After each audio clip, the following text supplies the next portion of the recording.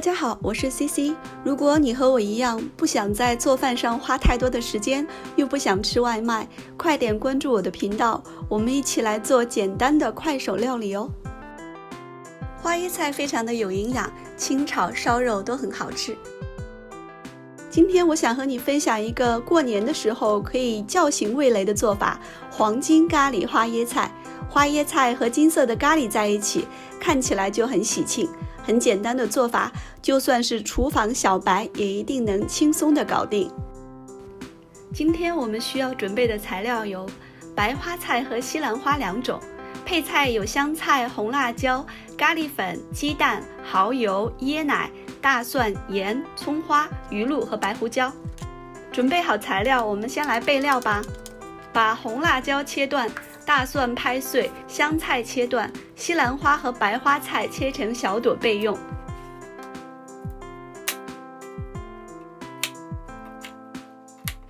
注意，大家洗西兰花的时候一定要反复的用流动的水去洗。第二步，我们来起一锅水来汆烫花菜。水开之后呢，在开水锅里要放一点点盐。加入盐可以在汆烫的时候让蔬菜更入味。水开之后呢，把切好的西兰花和白花菜放在滚水里煮1分钟就可以捞出备用了。汆烫一方面是为了让蔬菜保持色泽，另外一方面是为了降低草酸。可以按照自己喜欢的软硬程度来增减焯水的时间。准备好了之后，我们就来起锅炒菜吧。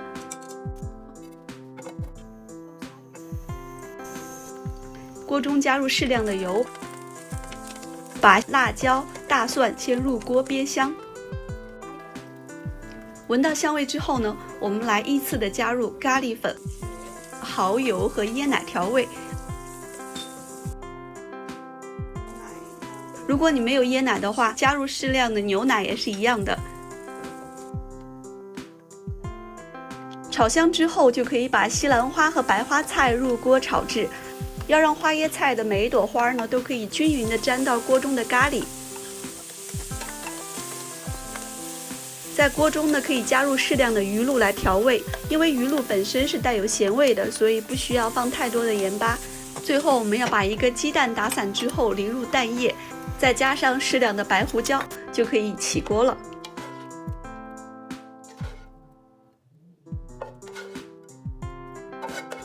盛盘，最后再撒上适量的香菜叶和葱花，点缀即可。我们已经做好了，我们开始吃吧。